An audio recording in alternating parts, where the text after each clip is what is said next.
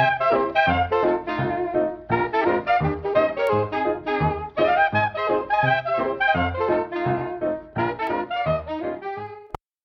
think there's a dog right outside. Two dogs outside the door. They're being very good. They are. They're tired. Even Sunny was running today. Oh, wow. Yeah. Why? There's no other dogs to play with, so she was chasing after Pepper. Oh. Yeah. Hello. Hello. How are you? Good. How are you? Excellent. Thank you for asking. Excellent. Today's question. Yep. I got the taboo thing. I was going to bring it in for this episode. But you didn't bring it in. So you're just going to have to whatever you want. Okay. Go. Today's question. Yes. Don't make the noise. I know you're waiting to make the noise. So we have talked in the past about accountability, teaching kids accountability, right? Mm-hmm. So there's a variation in that I want to get your thoughts on, which is how do you teach your kids when you need to be accountable and take ownership of something, and when it's okay to stand your ground and stand up for yourself? Are you asking this question because of me? No. Oh, okay. Now I'm asking this question because of you. Why? Why do you think this question is about you? Because I don't think you think that I don't stand up for myself. I don't think you think that I stand up for myself. I think you deal with people. I don't think you think. You're going out that question again, like that statement again. I think it was better just to move on. Okay. No, I think you stand up for yourself. I think you do it in a different way that sometimes invites people to take runs at you 2 or 3 times before the message gets through. Okay. But I don't think you don't stand up for yourself.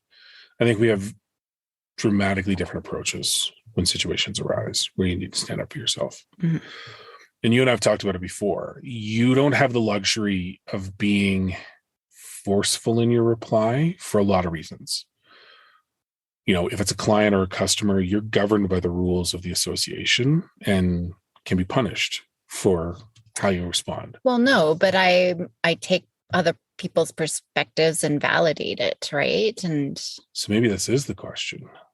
Maybe this is the question. When do you stop taking that perspective and start putting your foot down? And when is it okay? Is it a sliding scale? Who knows? This is a tough question for me. Yeah. Yes. My question's a rule. So, and let me start trying to provide a bit more context about why I'm trying to get to this. Sure. Okay. So we try a lot to teach our kids to own up to their mistakes. Yeah. Right. We recently had a relatively large issue. Yeah. That one of the children, and I'm going to try and be very general in how I explain this because I don't want anyone to be upset. They didn't agree with what was being taught in school. And it was being repeated consistently. And it was a concern to one of the kids to the point where they brought it up to their grandparents. So the reason they brought it up to the grandparents was the lesson that was being taught and the statement that was being made, whether it was being made exactly in this way or not, it was being interpreted in this way repeatedly, which was Canada doesn't have a military. And it was repeated over and over and over again. And this child of ours brought it home as a concern of ours. And we all kind of, that's dumb. Maybe, what is that what she meant? Did she mean peacekeeper? Did she mean whatever? No, Canada doesn't have a military. Canada doesn't have a military. Canada doesn't have a military. So it got to the point where it was upsetting her, right? And you and her talked about it. And the advice given was you need to address it. Mm-hmm. If it upsets you, you address it. So she did. In a manner. How she addressed it, maybe it wasn't. Which is a great lesson on its own. In a manner that was inappropriate at times. 100% crossed the line. Literally said, if you want to learn about Canadian history, to her history teacher, there's a military museum across the street from the school. She actually said 1.4 kilometers from the school. She Googled the distance before she sent it. Like, that's the degree of anger. So her ending and her opening were harsh. Super harsh. Everything else was good, but yeah, and she did. I mean, to her credit, when she wrote it even after the harshness. She's like, I like you. The only reason I'm bringing this up to you as a teacher is I like you as a teacher, and I'm trying to figure out why you're saying this. Mm-hmm. That was essentially all she needed to ask. Yeah. But when the teacher's response came back, it was not a nice response. It was not a nice response, nor do I think it was an improper response. I think the teacher responded forcefully, for sure. She took a little bit of a couple shots herself that she probably could have walked away from, but at the same time, it wasn't horrible. She just basically said, oh yes, teenage kids never really understand. So let me explain it to you. Right. Which, that's kind of shade. But what got me thinking about this is immediately this child of ours, this perfect creation that we put upon the earth, she immediately freaked out. She had a panic attack. She was beside herself. But when she took a breath and calmed down, she very, very quickly took accountability. I shouldn't have sent it. I was having a bad day. I knew I was having a bad day, and I knew the tone was wrong. I should have walked away, or I should have got one of you to read it. Like this was the conversation we had. And I said, okay, that's great then. You understand your part in this. Now, what are you going to do about it? And here's what got me thinking about this question. She went back and apologized to the teacher, rightfully so. Mm-hmm. But the teacher was not held accountable for the fact that she did say those things. Right. And regardless of whether she said it in a manner that was misinterpreted, she never clarified it in her response, nor in the conversation when Maya went to apologize to her. That's true. So Maya apologized by email, taking ownership. I'm so sorry. Bad day, blah, blah. And then went into school early the next day to make sure that she had a chance to talk to this teacher. Had a face-to-face conversation. Face-to-face. There's no better way she could have handled that. Yeah. I screwed up. I know I screwed up. Please accept my apologies. This is why. But I still believe that this is I don't understand why you're saying this. The teacher never gave her clarification. Yeah. And denied ever saying it, even though Maya's not dumb. Yeah. Well, I guess so much for the child, the perfect creation, unnamed child. But she handled it perfectly. Yeah. She didn't initiate perfectly, but she did what we taught her to do, which is own up to your mistake. But it's not being modeled by other important people in her life. Exactly. So how and when should she say, okay, I've taken my ownership. What about you? Mm-hmm. Because that in that situation wouldn't have gotten answered. It's obvious that adult wasn't willing to back down from her position, even though her position was wrong. Yeah. So it got me thinking, when is it appropriate? Like, because you and I both see it all the time. There's a massive, pervasive opinion of people that they can do no wrong. Yeah. And I can rationalize any of my behavior because I need to take care of me, no matter what the negative effect is on you. That's not accountability. That's selfishness, right? So how do you walk the line between accountability and selfishness as a protection mechanism, I guess, is really what I'm looking for. Because by taking accountability, she got shit on. Yeah. She got shit on. And I now have to watch what's going to happen when there's a similar situation. Will she speak up? Will she learn that she's able to speak up, but just simply speak up in a manner more respectfully? I would hope so, because the lesson isn't don't ever say anything. The lesson should be say it in the proper way to get the answer you want, right? But by not demonstrating accountability in return, Maya could have just easily been like, no, I'm right, you're wrong, you said it, I'm not backing down. Well, can you fault her? Yeah. Right? Yeah. So how do you teach that balance? Or is it just all or nothing? You basically have to take it on the chin all the time. And I have my opinion about this, but I want to hear your opinion because I've got the buzzer here. Well, and I think that's where we usually butt heads is I'll take accountability, but then I get walked on, right? People then never see their role. And it happens time and time again where I will take that accountability or apologize or try to fix the mistake, but I'm still, so now it's like almost like I admitted and see you were wrong. And that's how people treat you, which is insane to me. Yeah. Right. Yeah. And I get that undertow, right? So I think it's hard. I mean, when we're taking, I don't want, when we look at accountability and integrity and all of these things, it can't be attached to a specific outcome. It's our own personal accountability, integrity, right? I can't tie that to expecting you to also do it back to me. Right. I think that's a slippery slope. I'm never going to take accountability because nobody else does. Mm-hmm. I don't want that lesson to be taught. So, even though she had that panic attack, we really reinforced this was awesome. Like, yeah, what did you learn from this experience? What could you do differently? And neither of us lectured her, right? She knew right away what she needed to do differently. But neither of us told her she had to go talk to the teacher. No. Either. She decided after the email, the responding email, where she apologized, that she was going to go do that stuff. What 15-year-olds? And she's had these conversations. When she was 13, she went and talked to her coach because there was a coaching issue. It wasn't us as parents going in and complaining. She took that accountability on herself. And same thing here. She knows that she's got to do that. Not a lot of teenagers do that, but I do worry. Not a lot of adults do that. That's true. Yeah. And I think that that's where we butt heads, is when I take accountability, but then I get shit on and I just take it. Right. But I think it's the no strings attached, because I am doing what I think is important and what I value for who I am as a person. Right.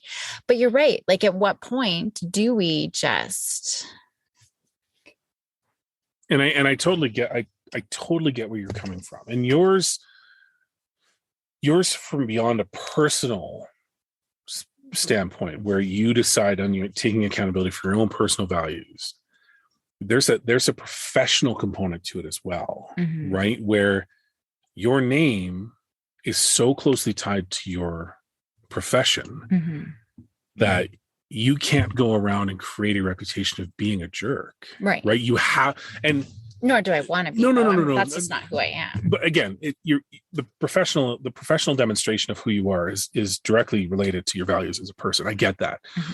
but there's a complication in that, right? I think that's where it goes beyond your value set, more towards.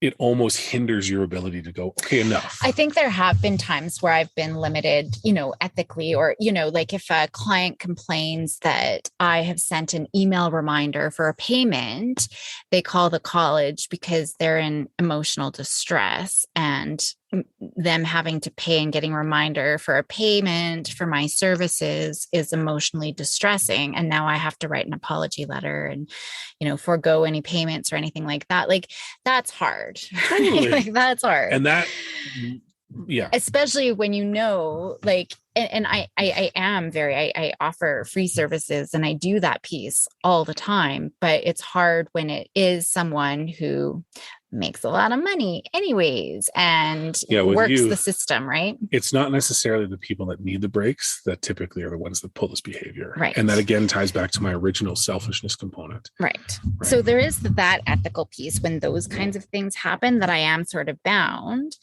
But, for me, it's still validating. I think that we are not validated as people and humans regularly. And so that's something that I do take. And I get shit on and not treated well, because oftentimes people, especially, and this isn't ever clients, this is just in other everyday sort of situations that I've been in. With clients, it's always different, but in everyday situations, I think people take that as, see, you were wrong, I was right. Totally. Sort of it validates their worldview. Yeah, exactly. Yeah. Exactly. So even, if somebody cuts me off, I just remember the guy who got out of his car and started beating my windshield, because I went in front of him. I didn't even cut him off, and I had my signal light on, whatever. Right. But just and I would be like, oh man, I can see that you're really upset. You didn't want me in front of you. Right. I would say that. I would validate that. But you're such a better human being than I am. But then people would take that as see, you were in the wrong, and now, I'm going to call the cops on you or whatever. Yeah. Right. So I guess I take that. But Yeah, I see what you're saying, where it's how do we stand up for ourselves? And I'll go a step further as well. It's tricky. It's crazy. And I don't know that we're going to come up with a fantastic formula. It was just a really interesting thing that's been tossed around my head. Well, interesting to me. I'll throw another layer in that. Because I guess my answer is I would always want to take accountability and integrity first and foremost, 100%. And always see my role in everything. Okay. That trumps everything. Okay. That's a great answer. Okay. So I'm going to follow that up with two things. One, I think there's an added layer of complexity for you and the girls, which is traditionally girls aren't supposed to stand up for themselves in ways that I think it's different now. I do think it's different. I wish I had the buzzer. Why? No, I'm just kidding. It just looks like you're walking a real thin line here. No. It's, do you feel as a woman that you could respond in a way that I could respond and get away with it? Do you, and I mean that in the sense of, if I forcefully tell someone to hit the bricks because I don't want to hear what they're saying, what would people perceive me as? A jerk. But that's stronger language, yeah. But that's it. What would they perceive a woman that does the exact same thing? I mean, the language and the perception is harsher. Oh, yeah. Right? Yeah. So I think that plays somewhat into that to a certain degree. But I also think the inherent problem here, gender aside, is societally. Let's talk North American society because I don't know enough about globally. There is no repercussions to poor behavior, right? So you taking accountability is a rarity to the degree you do. I don't want to paint everybody this. Everybody takes accountability to a certain degree, right? But you will take it to the point where you will resolve the situation at the expense of your own emotional and mental health sometimes, because some people are brutal, right? Very few people would do that. Even less people would start from where you start from to try and resolve a situation. They will rationalize their behavior as being appropriate because why should I have to say no? Why should I have to do that thing that's an inconvenience to me? Why should I wear a mask for 2 years, right? Why should I have to get vaccinated? We're seeing it all over the place, and it's all around the accountability and repercussion conversation. Yeah. So knowing I can't change the vast majority of people, how do we as a unit understand when accountability needs to end and forceful resistance needs to begin to protect yourself? And I don't mean forceful like fisticuffs. I mean standing up for yourself and saying, no, that's not okay. Actually, I've taken my accountability. I've acknowledged my part in this. You've done neither. We're done. I don't need to interact, right? Because how many times have you seen people be awful to other people for no reason? Yeah. Baristas and traffic and retail and blah, blah, blah, blah, blah. There's no repercussion for that behavior. And that person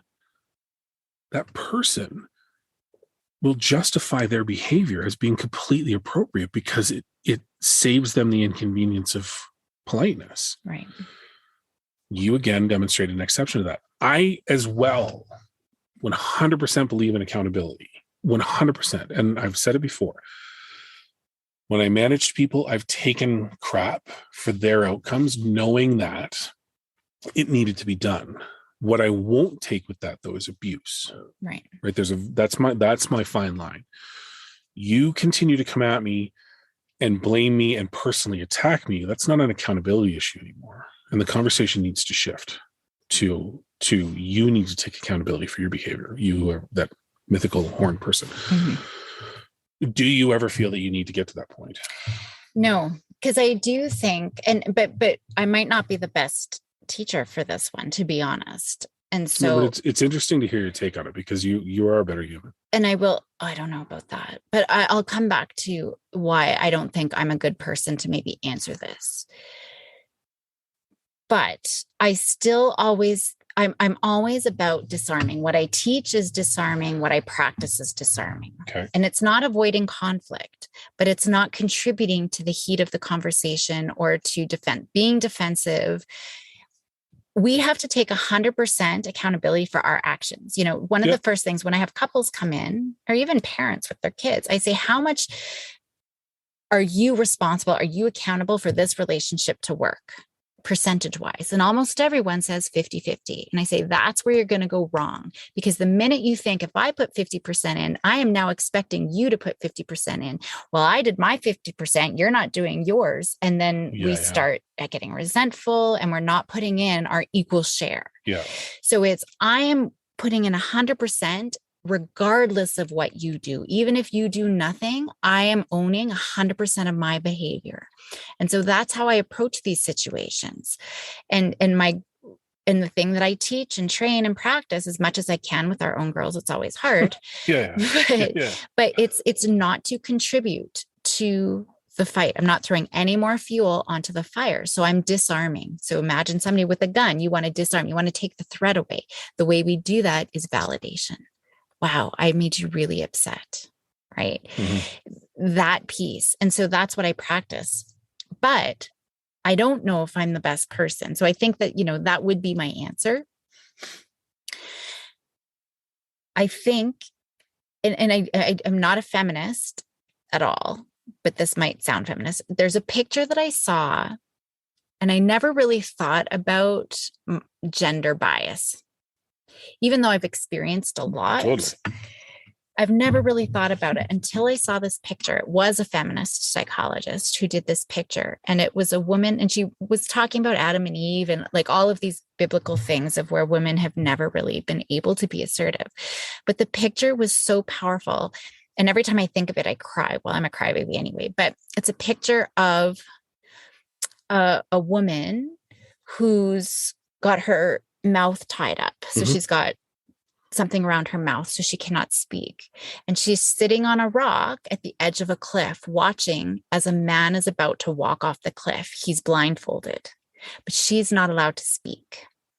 And so I think that there is, and I do feel like I've lost my voice. And I've talked about this a lot with you, about how I feel like I have no voice.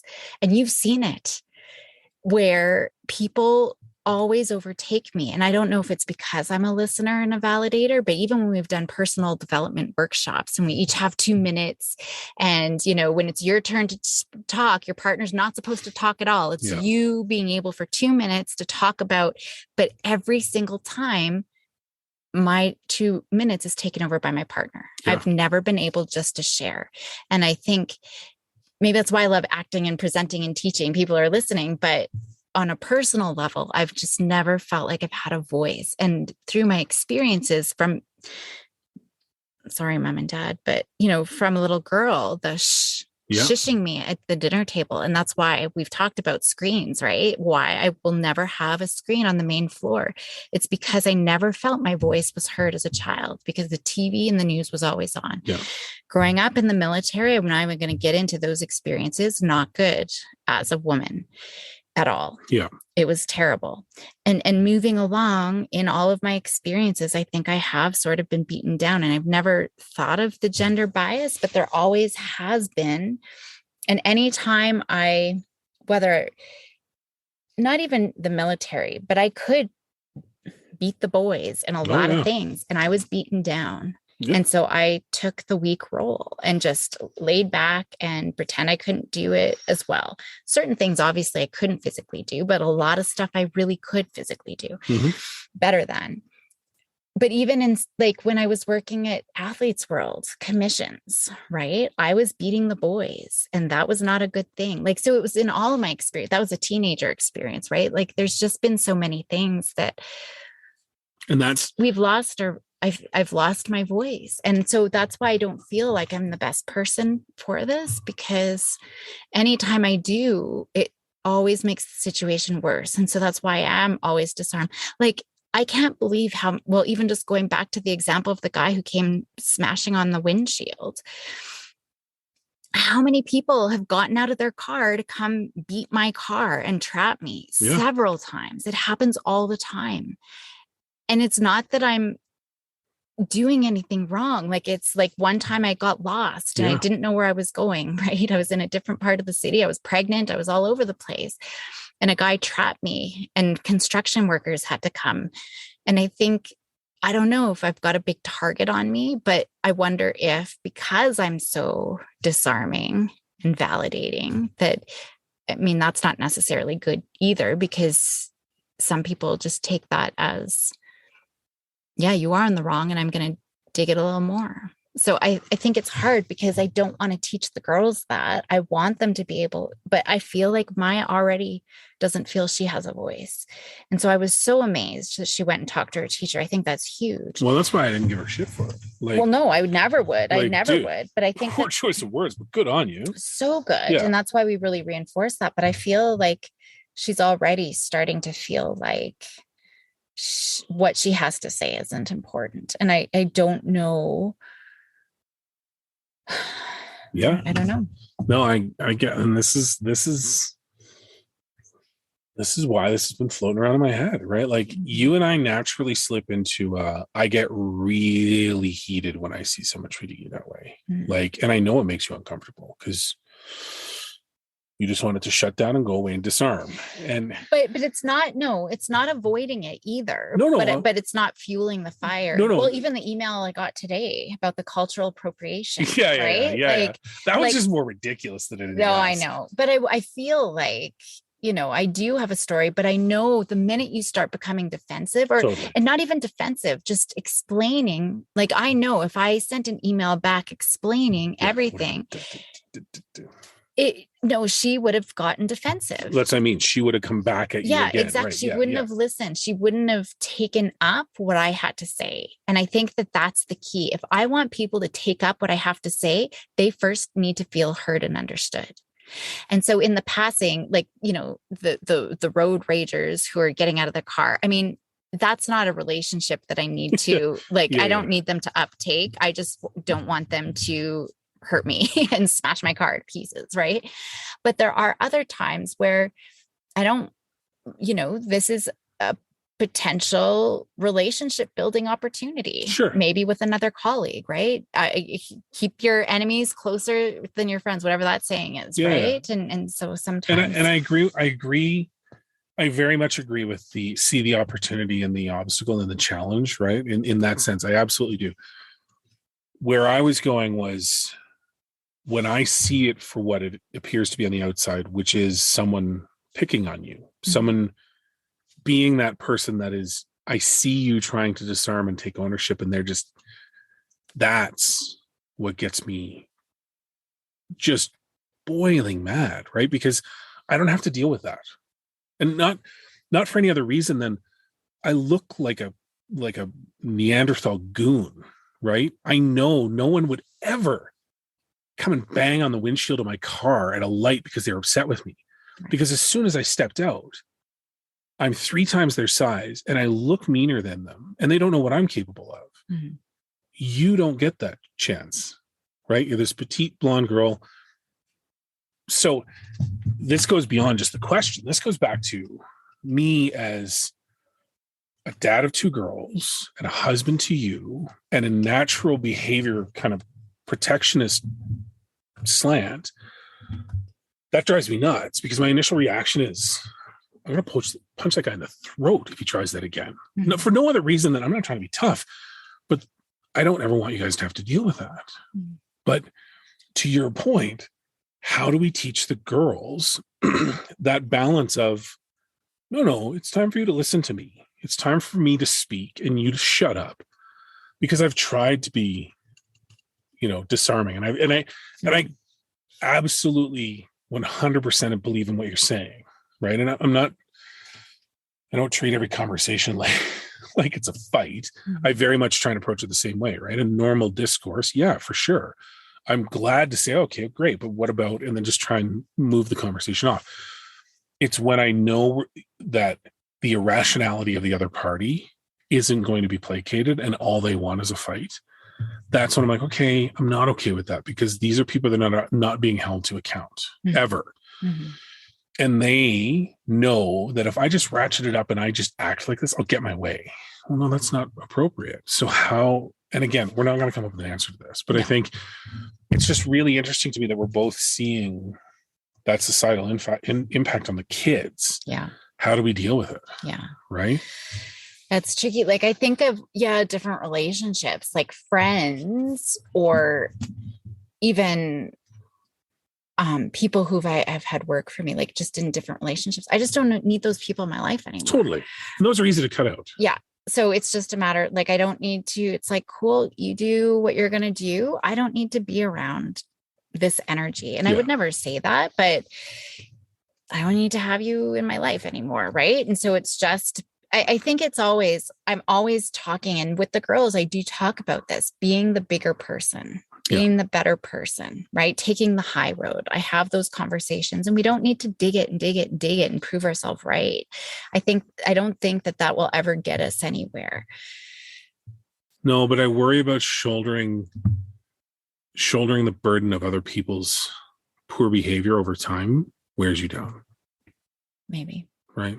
That's so maybe that's self-care work that needs to be done separately. Yeah. How do you expunge that and get yourself back to a normal state? Right. But to your point about that being heard. Yeah. That's the bigger issue. Totally. But if that's the balance then, right? How do you be that bigger person? How do you be that person that's not trying to pick the fight or make the fight worse than it is, but you understand how to walk away and leave all of it behind so that you know when you need to speak up, that your voice can be heard. You don't feel beaten down by situations and relationships, because that to me that's just not cool. Like my girls and you shouldn't have to go through life like that. Yeah. Right. I've grown now. And I think, I've grown a lot now and found my place in this world now. Totally. Right. But it was definitely a long time that I really struggled with that. But now I do think I have learned the way of, okay. Yeah. But not being like, it's really, truly, genuinely validating and acknowledging them. But then that's it. Then I can go on my merry way and I don't ever need to engage with them again. Yeah. Fair enough. But yeah, I don't know. Did you have more? Because you were saying that you're interested to see what I said, or have you said your piece? No, we've covered it all. Okay. Like we've gone back, and you've opened up some really interesting parts of it that I hadn't really thought through in my own head, right? In terms of the disarming and how to walk away from it. And that's like, I love interacting with people in a way that is positive and is enjoyable. And I love meeting new people. I love interact. Like I just talked to the two property management guys for your clinic the other day, right? It's a great conversation. I don't know these guys very well, but it was positive and we're joking around. We had a good time. Those sort of things are awesome. It could have been completely different if I approached it differently, right? In the sense of, I'm like, hey guys, here's the situation. This is what I'm hoping you can clarify for me. They could have come back and been like, nope, you can never take in a subleasee and blah, blah, blah, blah, blah, blah, blah, blah. And they could have just completely lied to me about the square footage, right? But and it could have been like that during the renegotiation of the lease itself, right? But those sort of interactions are fun. They're enjoyable. And I love going back and having positive relationships with people, but it's when you meet that person and you just know deep down that they're a shitty person. I struggle to do what you've learned to do, which is to walk away, right? Because part of me wants them to be held accountable. Part of me wants there to be a repercussion finally, so that it's like, no, it's not okay for you to do that. But your way is probably better. Probably, maybe, but I do get sad at the way of the world. And I really do take it to heart. Like even just this whole COVID thing, I was part of, I did some mental health stuff just with Protect Our Province Alberta movement, just trying to get people understanding about COVID and everything else. And I did some mental health things.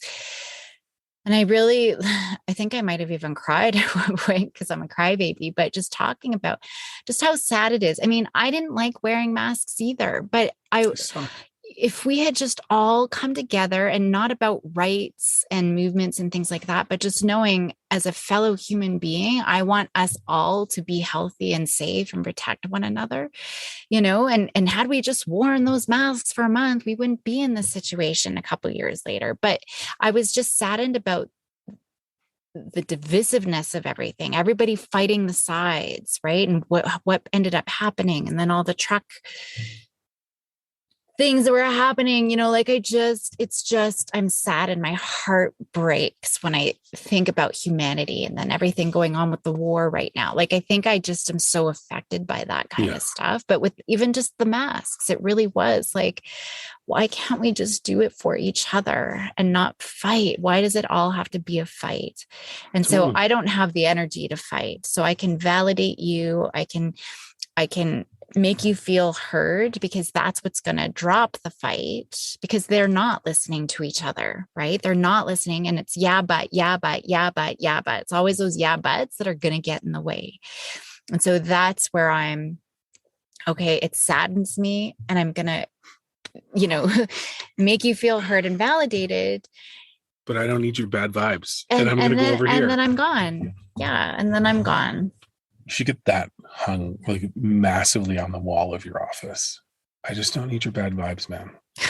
And then if someone starts doing that, you just lean over and be like, because you're right. You're absolutely right. People walk around talking about, with this bravado and gusto, about all the things they would do to protect their country and blah, blah, blah.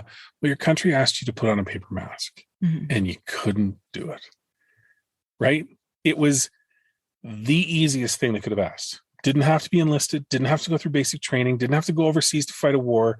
They said, hey man, can you put this piece of paper with the 2 elastic loops over your face and just don't be a mouth breather for a little bit? And they couldn't do it. And they couldn't do it because they're selfish. Right. Right. And I totally get it. And I think everybody is, right? We can go through this all the time, but I'm tired of it. But again, I need to move past the idea of repercussions, because it is obvious we're well beyond that. There are no repercussions for poor behavior. Right? But I will tell you right now, if you want to continue living your Buddhist approach, I will be your weapon, and I will smite those that are mean to you. But I see those people, and maybe this is the psychologist in me hurting, right? And I see their pain and things like that. Yeah, no, I get it. But is every a-hole hurting? Probably. Really? Again, this is why I say you're a better human than me, because I can't picture that. But it is sad. Like, I do get affected, right? And especially when I've got parents, like divorced parents, for example, who are fighting over their kids and then pull me. And I'm like, I'm just here to help you and help your kids. That's what I'm here for. Not to them. You're going to help them win. Right. And that's the thing where we're getting pulled, and it's like, oh man, like, do you see what this is doing to your child? Right. And then if they attack me, it doesn't happen often, but it's usually the high divorce where one family is loving, like one side is loving me, but the other one, because I'm their psychologist, right? Then it comes, but most of the time, even between the two parties, like, it's great. But there are those couple, that end up happening. And it's just like, I'm just here to help. I'm here to help your kids. And I'm here to, and it's that kind of stuff that I see all the time that I'm really sad about. Totally. That someone is just trying to help you, and you yell at them, or you whatever at make them. Unrealistic demands, or report you to the college so that you can get out of paying, even though you make $500,000 a year as a lawyer. Right. And that's what I see you wear home. Right. Right. And that's, I think, why I'm overly sensitive to it. Yeah. Right. But I and I don't take it as a personal front. I'm just saddened by humanity. Totally. That's what I'm. No, I get what you're saying. And for the kid, like in that situation, I was so sad for the kid, because that kid had been seeing so many psychologists. Finally, we were doing great. We're making progress. But the parents couldn't get past their own issues. Yeah. Yeah. And then the kid is harmed. And like, that's Anyway. No, I get it. All right. So we didn't solve anything. No. We didn't solve anything. We probably opened up a lot of questions from people. Probably. Is there any way that we can try and summarize this rambling conversation into something useful, do you think? For me, it's about that always taking 100% accountability, integrity, whatever you want to call it, for being the person 100% that we want to be, regardless of what people do. No strings attached. There is zero way I'm going to say anything that is going to sound half as benevolent as that.